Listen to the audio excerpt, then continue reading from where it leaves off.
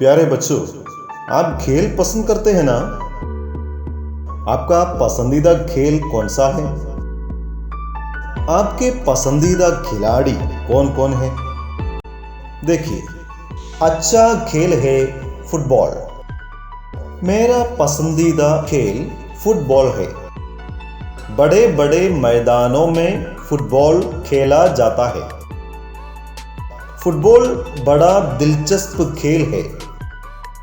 ये खेल दुनिया भर मशहूर है। एक मुकाबले में 2 टीमें होती हैं। एक एक टीम में 11-11 खिलाड़ी खेलते हैं। ये खेल बड़े गेंद से खेला जाता है।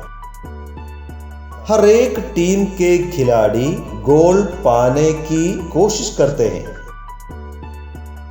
ज्यादा गोल पाने वाली टीम जीत पाती है।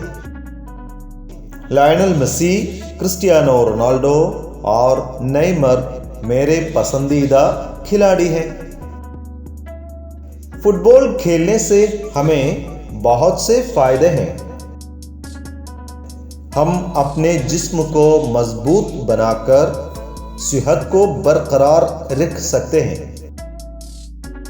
फुटबॉल खेलने से दोस्ती और भाईचारा बढ़ा सकते हैं।